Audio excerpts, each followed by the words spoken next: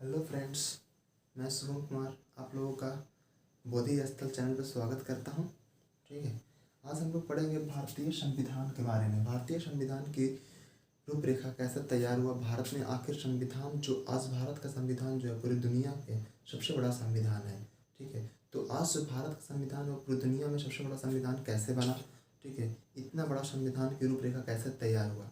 ठीक है, सभी को पता है कि हमारे देश पे अंग्रेजों का शासन था, ब्रिटिश रूल शासन कर रही थी। ठीक है, तो उसी ने अपने सुविधा के लिए अपने शासन को चलाने के लिए समय समय पे एक ठीक है अधिकार पत्र जारी करते गए। ठीक है, और वही अधिकार पत्र धीरे धीरे बाद में आकर के हमारे भारतीय संविधान की रूपरेखा का ठीक है तैयार किया। तो कैसे कैसे हुआ तैयार उसके बारे में लोग समझते हैं। ठीक है, सबसे पहली बार कि जो संविधान जो तैयार हुआ उसका रूपरेखा यानी कंपनी के रूल को शासन को दो भागों में बांटकर अध्ययन किया जाता है। ठीक है, सबसे पहला है कि भारतीय संविधान का जो विकास हुआ वो 1773 से 1857 तक के 1773 से 1857 तक को कंपनी शासन कहा जाता है। ठीक है, 1773 से 1857 तक कंपनी का शासन कहा जाता है। ठीक है, और फिर उसके बाद 1858 से 1947 तक क्राउन का शासन, क्योंकि 1857 के बाद 1858 से ठीक है गवर्नर जनरल नहीं, कंपनी का अधिकार नहीं था। ठीक है, वहाँ के जो राजा थे, ब्रिटेन के राजा, उन्होंने अपने प्रतिनिधि के तौर पर वायसराय नियुक्त किया करते थे। इसलिए डायरेक्ट जो था पहले ठीक है 1858 से डायरेक्ट ब्रिटेन की जो महारानी थी उसका शासन चलने लगा। उन्होंने कहा था कि हमारा प्रतिनिधित्व वहाँ करेगा, हमारा प्रतिनिधि भारत पे शासन करेगा। पहले कंपनी का अधिकारी शासन करते थे। ठीक है, इसीलिए 1773 से 1857 तक के पीरियड को कंपनी का शासन कहा गया। उसके बाद 1858 से 1947 तक के पीरियड को ठीक है क्राउन का शासन कहा गया, यानी कि वहाँ के क्राउन का शासन कहा गया। 1600 ईस्वी में एलिजाबेथ टेलर प्रथम, वहाँ की महारानी थी एलिजाबेथ टेलर प्रथम, उन्होंने ठीक है मर्चेंट एडवेंचर्स के नाम से ठीक है 15 वर्ष के लिए व्यापारिक अधिकार पत्र जारी किया कि आप चाहिए 15 वर्ष तक भारत में जाके आप व्यापार कर सकते हैं 1600 ईस्वी में। ठीक है, और 31 दिसंबर 1600 ईस्वी को ईस्ट इंडिया कंपनी की स्थापना किया गया। कहाँ? तो लंदन यानी कि ब्रिटेन में। उसके बाद भारत में ईस्ट इंडिया कंपनी की प्रथम फैक्ट्री ठीक है 1613 ईस्वी में सूरत में स्थापित की गई। 1757 ईस्वी में ठीक है बहुत ही प्रसिद्ध युद्ध हुआ जिसे हम लोग प्लासी की युद्ध जानते हैं, प्लासी की युद्ध के रूप में जानते हैं। यही एक युद्ध था, प्लासी की लड़ाई यही युद्ध हुआ। तो इसमें अंग्रेजों को लगा कि हम भारत पे ऐसे शासन नहीं कर सकते हैं बिना नियम और कानून के। ठीक है, इसलिए हमको नियम और कानून बनाना ही पड़ेगा, कुछ न कुछ यहाँ पे यदि लंबा शासन करना है तो इसके लिए मुझे कुछ सोचना पड़ेगा। और एक्चुअली 1757 की जो लड़ाई हुई थी, प्लासी की जो लड़ाई हुई थी, वो रॉबर्ट क्लाइव, उस वक्त बंगाल का जनरल था रॉबर्ट क्लाइव था, और वहाँ का बंगाल का नवाब सिराजुद्दौला, ये दोनों के बीच में लड़ाई हुआ था। अंग्रेजों की सेना को नेतृत्व कर रहा था रॉबर्ट क्लाइव, नेतृत्व कर रहा था, और बंगाल की सेना को यानी कि इंडियन जो भारत में जो बंगाल था नवाब जो थे वो सिराजुद्दौला उसकी सेना को नेतृत्व कर रहा था। एक्चुअली प्लासी की लड़ाई ये दोनों के बीच में होती है, लेकिन रॉबर्ट क्लाइव जीत जाता है। इसकी जीतने का वजह यह होता है कि सिराजुद्दौला का ही अपना ही आदमी धोखा दे देता है। ठीक है, मीर जाफर था, वो धोखा देने की वजह से ठीक है प्लासी की लड़ाई ये हार जाता है सिराजुद्दौला। ठीक है, और जब हारता है तो रॉबर्ट जो क्लाइव है वो बंगाल में 1765 से लेकर के 1772 ईस्वी तक बंगाल में द्वैत शासन लगाता है। ठीक है, बंगाल में द्वैत शासन लगाता है, और द्वैत शासन के जरिए ठीक है अधिक जनसंख्या में ठीक है अधिक मात्रा में भारतीय संपत्ति को ठीक है लूटता है, और लूट करके ये ब्रिटेन ले जाता है। इसलिए इस पीरियड को ठीक है 1765 से 1772 तक के पीरियड को ठीक है भारत की लूट की संज्ञा दिया गया है। ठीक है, भारत की लूट की संज्ञा दिया गया है। ठीक है, फिर उसके बाद 1772 के बाद, ठीक है, आते हैं 1772 ईस्वी में इसका अंत कर दिया जाता है वारन हेस्टिंग्स के द्वारा। वारन हेस्टिंग्स के द्वारा 1772 में एक नया गवर्नर बन के आते हैं जिसका नाम था वारन हेस्टिंग्स। और वो जब वो आते हैं तो उन्हीं के द्वारा, ठीक है, 1772 में बंगाल में द्वैत शासन जो चल रहा था उसका अंत कर दिया, समाप्त कर दिया जाता है, ठीक है। फिर उसके बाद 1773 ईस्वी में ये सब सोचते हुए, जब ये युद्ध वगैरह हुआ, ठीक है, तो ये सब सोचते हुए एक रेगुलेटिंग एक्ट लाया गया, ठीक है। रेगुलेटिंग एक्ट लाया गया 1773 ईस्वी में। और इस रेगुलेटिंग एक्ट लाने वाले, उस वक्त जो रेगुलेटिंग एक्ट जारी किया गया था, उस वक्त ब्रिटेन के प्रधानमंत्री ही लॉर्ड नॉर्थ थे। ब्रिटेन के प्रधानमंत्री लॉर्ड नॉर्थ थे। और इन्होंने ही, ठीक है, एक समिति का गठन किया। बोला गया कि एक समिति का गठन किया जाए और वो समिति था, ठीक है, गुप्त समिति। वो समिति था गुप्त समिति। और गुप्त समिति के सिफारिश पर ही, गुप्त समिति के सिफारिश, सीक्रेट कमेटी के सिफारिश पर ही, ठीक है, रेगुलेटिंग एक्ट जारी किया गया 1773 ईस्वी में, ठीक है। और 1773 ईस्वी में जब रेगुलेटिंग एक्ट जारी हुआ तो उसमें बोला गया कि 20 वर्षों के लिए आप भारत में जाकर के आप व्यापार कर सकते हैं। फिक्स कर दिया गया कि आप 20 वर्ष के लिए भारत में जाकर क्या कीजिएगा, व्यापार कर सकते हैं। ये अधिकार दिया गया 20 वर्ष के लिए।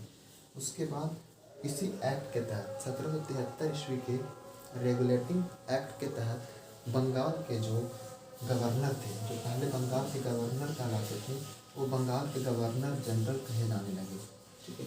तो उस वक्त कौन था, वारन हेस्टिंग्स बन के आया था। तो वारन हेस्टिंग्स ही बंगाल का पहला, ठीक है, गवर्नर जनरल बना और बंगाल का अंतिम गवर्नर भी हुआ, ठीक है। उसके बाद इसी एक्ट के तहत 1774 ईस्वी में सर्वोच्च न्यायालय की स्थापना कलकत्ता में किया गया है। इसी एक्ट के तहत सर्वोच्च न्यायालय की स्थापना कलकत्ता में किया गया, ठीक है। और इस न्यायालय में 4 जज नियुक्त किए गए, जिसमें 3 वो अदर रहेगा, ठीक है, और एक जज मुख्य रहेगा। अभी भी ऐसा ही कंडीशन है, लेकिन अब जजों की संख्या ज़्यादा हो गई। 1 जज मुख्य होते हैं और अब जजों की संख्या बहुत ज़्यादा हो गई, ठीक है। तो उस वक्त जो मुख्य जज बने उनका नाम था लॉर्ड एलिजाह इम्पे, ठीक है। लॉर्ड एलिजाह इम्पे वो मुख्य जज बनाए गए, यानी कि CJI, चीफ जस्टिस बनाए गए वो, ठीक है। और 3 अन्य जज बने। तीनों अन्य जज का क्या नाम था, तो लॉर्ड हाइड था, ठीक है, लॉर्ड चैम्बर था, लॉर्ड, ठीक है, लिमिस्टर। ये तीनों जज अन्य, ये पूछे जाते हैं सवाल में, ऑब्जेक्टिव में आते हैं कि प्रथम अन्य 3 जज कौन कौन थे। तो लॉर्ड हाइड थे, लॉर्ड चैम्बर थे और लॉर्ड लिमिस्टर थे, ठीक है। उसके बाद इसी रेगुलेटिंग एक्ट के तहत, ठीक है, बोला गया कि घूसखोरी, जो कंपनी के अधिकारी हैं वो घूस नहीं लेंगे या उपहार नहीं लेंगे किसी भी तौर पे भारतीयों से, ठीक है। यानी कि उपहार लेना बंद कर दिया गया। यदि आप उपहार लेते वक्त पकड़े जाएंगे तो कंपनी के अधिकारी को दंड दिया जाएगा, तो ये बंद कर दिया गया। उसके बाद कहा गया कि कोई भी कंपनी यदि भारत में व्यापार करना चाहता है अधिकारी, तो उनको बिना लाइसेंस के वो भारत में व्यापार नहीं कर सकते हैं, इसलिए लाइसेंस होना जरूरी है, ठीक है। फिर उसके बाद एक्ट आया, ठीक है, 1781 ईस्वी में सेटलमेंट एक्ट। 1781 में आया सेटलमेंट एक्ट। इसमें ज़्यादा कुछ नहीं हुआ, जो चीज़ कमियाँ थी 1773 ईस्वी के रेगुलेटिंग एक्ट में, जो कमियाँ थी उसको इसमें सुधार किया गया,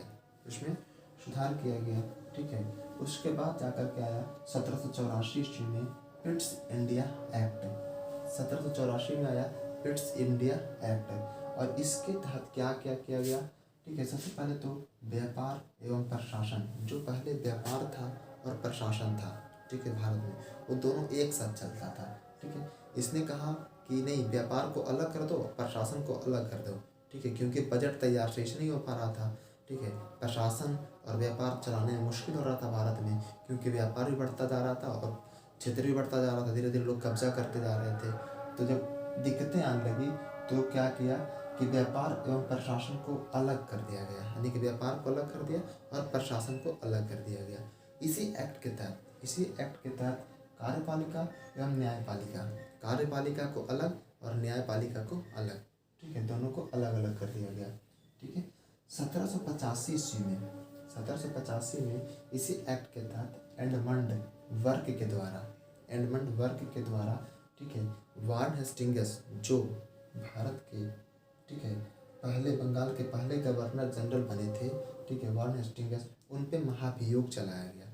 ये सवाल पूछता है कि, ठीक है, कौन गवर्नर जनरल था जिस पे महाभियोग चलाया गया था, ठीक है। तो आज तक ऐसे कोई भी भारत का राष्ट्रपति नहीं हुआ जिस पे महाभियोग चलाया गया हो, ठीक है। अंग्रेज के टाइम में अंग्रेज अधिकारी के रूप में एक ही गवर्नर जनरल हुआ, वो था वार्न हेस्टिंग्स, जिस पे महाभियोग चला। कहाँ? लंदन में चला था, ब्रिटेन में चलाया गया था, ठीक है, 1785 ईस्वी में। किसके द्वारा? तो एडमंड वर्क के द्वारा वार्न हेस्टिंग्स पे महाभियोग चलाया गया, ठीक है। फिर 20 वर्ष जब पूरा हो जाता है तो 1793 ईस्वी में से, क्योंकि 1773 में आया था रेगुलेटिंग एक्ट, 20 वर्ष के लिए बढ़ा दिया गया था व्यापारिक अधिकार को। जब 20 वर्ष पूरा होता है तो चार्टर अधिनियम तैयार होता है, ठीक है, यानी 1793 ईस्वी में चार्टर अधिनियम बना के भेजा जाता है, ठीक है। और इस अधिनियम के तहत जो 20 वर्ष जो समाप्त हो गया व्यापार का अधिकार, वो 20 वर्ष फिर बढ़ा दिया जाता है, ठीक है, 20 वर्ष के लिए फिर बढ़ा दिया जाता है व्यापारिक अधिकार भारत में, ठीक है। उसके बाद इसी एक्ट के तहत क्या किया गया कि कहा गया कि जो कंपनी के कर्मचारी हैं उनका वेतन जो पहले ब्रिटेन से, लंदन से जो दिया जाता था, वो कहा गया कि अब नहीं, ठीक है, वो भारत के ही भू राजस्व से दिए जाएंगे, ठीक है। यहाँ से ब्रिटेन से नहीं मिलेगा, इनको जो वेतन है वो भारत के भू राजस्व से ही दिए जाएंगे। इसलिए कंपनी के कर्मचारी के वेतन को भारत के भू राजस्व से ही देने का अधिकार दिया गया। दूसरी चीज़ कि पहले जो कुछ भी होता था वो मौखिक होता था कानून, लेकिन इस एक्ट के तहत सारी चीज़ें, शासन जो है वो लिखित कहा गया कि लिखित होना चाहिए, लिखित विधि के द्वारा।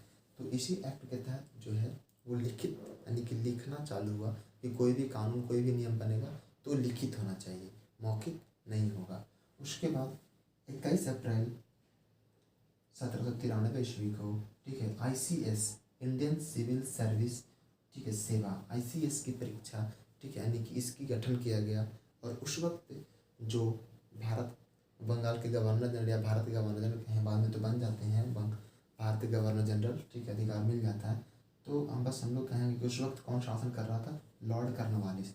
और लॉर्ड कॉर्नवालिस के द्वारा ही, ठीक है, ICS का परीक्षा, ठीक, 1793 ईस्वी में 21 अप्रैल 1793 ईस्वी में गठन किया गया। और इसकी जो परीक्षा होती थी वो भारत में नहीं होता था। इसके पीछे सबसे बड़ा वजह था कि अंग्रेज़ों का कहना था कि हम तो परीक्षा चालू कर दिए, जो बनना चाहता है ICS, यानी कि इंडियन सिविल सर्विस परीक्षा, वो पास करे, ठीक है। तो क्योंकि भारतीय लोगों को अंग्रेजी पढ़ना था, क्योंकि ये परीक्षा अंग्रेजी में होती थी, ठीक है। तो इन्होंने अंग्रेज लोग जो वो लंदन में एग्जाम दिए, ताकि ऐसे भी भारतीय लोग वहाँ तक सक्षम ना हो सके। ये सिर्फ और सिर्फ अंग्रेज लोग, चालाकी था, बहुत ही सोच समझ के प्लान किया गया था। फिर भी हमारे भारत के एक जो थे, ठीक है, वो पास किए थे ICS उस ज़माने में, ठीक है, इंडियन सिविल सर्विस, ठीक है। उसके बाद 1793 ईस्वी में ही रेवेन्यू बोर्ड की स्थापना किया गया और रेवेन्यू पुलिस दोनों, ठीक है। उसके बाद आया आपका, जैसे ही आपका 20 साल पूरा हो जाता है 1813 ईस्वी में, ठीक, 1813 में चार्टर अधिनियम तैयार हुआ। और जब चार्टर अधिनियम तैयार हुआ तो फिर से सबसे पहला काम ये हुआ कि 20 वर्ष के लिए फिर से बढ़ा दिया गया व्यापारिक अधिकार को बढ़ा दिया गया। उसके बाद इसके पहले, ठीक है, ईसाई जो मिशनरी थे, ईसाई मिशनरियों को भारत में आने का अधिकार नहीं था, ठीक है। लेकिन इस एक्ट के तहत ईसाई मिशनरियों को भारत में आने का अधिकार प्रदान किया गया। बोला गया कि आप जाइए भारत में और भारत में जाके ईसाई धर्म का प्रचार प्रसार कर सकते हैं। तो 1813 के चार्टर अधिनियम के द्वारा, ठीक है, ईसाई धर्म का प्रचार प्रसार करने के लिए कहा गया, ठीक है। इस अधिनियम के द्वारा 1 लाख रुपया, ठीक है, प्रति वर्ष बोला गया कि हम भारतीय शिक्षा पे खर्च करेंगे। कंपनी का व्यापार आधिकारिक था वो सभी को समाप्त कर दिया गया, ठीक है। और उसके बाद सिर्फ और सिर्फ कहा गया कि आप भारत में सिर्फ चाय का व्यापार करेंगे, ठीक है। व्यापार एकाधिकार कहने का मतलब था कि कंपनी एकाधिकार में सिर्फ कंपनी ही भारत में व्यापार करती थी, ठीक है। लेकिन अब क्या किया गया कि ब्रिटेन का कोई भी व्यक्ति, कोई भी नागरिक भारत में जाके व्यापार कर सकता है। इस चीज़ को, ठीक है, कंपनी के एकाधिकार व्यापार को समाप्त कर दिया गया। लेकिन लेकिन चाय के व्यापार पे और चीन के व्यापार पे एकाधिकार बना रहा, ठीक है, यानी कि चाय का व्यापार और चीन के साथ व्यापार सिर्फ और सिर्फ कंपनी ही करेगी, इसके अलावा और कोई नहीं करेगा। लेकिन और अन्य मामलों में एकाधिकार को समाप्त कर दिया गया, ठीक है, यानी कि चाय का व्यापार और चीन के साथ व्यापार को बनाए रखा और अन्य मामले थे उसमें एकाधिकार समाप्त कर दिया। कहा गया कि ब्रिटेन का कोई भी व्यक्ति जाके भारत में व्यापार कर सकता है, लेकिन चाय के व्यापार और चीन के साथ व्यवहार को छोड़ करके, ठीक है। इस प्रकार से ये चले 1813 का चार्टर अधिनियम। फिर जैसे ही 20 वर्ष पूरा होता है तो 1833 ईस्वी में भी चार्टर अधिनियम आते हैं। 1833 का चार्टर अधिनियम, ठीक है, 1833 का चार्टर अधिनियम। तो इस अधिनियम के बारे में अगले वीडियो में हम आपको बताएंगे, ठीक है। ये पढ़िएगा, अच्छा लगता है तो सब्सक्राइब कर दीजिएगा चैनल को, ठीक है, और शेयर कर दीजिएगा ताकि और भी दोस्त हमारे जो हैं वो कुछ सीख सकें, ठीक है। बस आप लोगों से बस यही एक गुजारिश है, लाइक और वीडियो शेयर करना नहीं भूलिएगा, ठीक है। आशा करते हैं कि आपको ये समझ में आया होगा कुछ। यदि आपको और किसी चीज़ की वीडियो चाहिए तो आप कमेंट कर सकते हैं, ठीक है। तो ये संविधान का सीरीज चालू किए हैं। ये संविधान जो है वो ऐसे ही इससे आगे बढ़ते चला जाएगा, ठीक है। इससे पहले और वीडियो दिए हैं, हिस्ट्री का वीडियो दिए हैं, ठीक है, एक वीडियो और बायोलॉजी यानी कि जीव विज्ञान का। तो सब जितने भी हैं सीरीज में वैसे ही चलते रहेंगे तीनों। हमने सोचा कि क्योंकि संविधान से बहुत सारे सवाल एग्जाम में पूछे जाते हैं, ठीक है, और हर एग्ज़ाम में संविधान से सवाल आना ही आना रहता है। तो संविधान बहुत ही इम्पोर्टेंट टॉपिक है, इसलिए हम सोचे कि पहले इसको कंप्लीट कर देते हैं, ठीक है। ओके, थैंक यू दोस्त।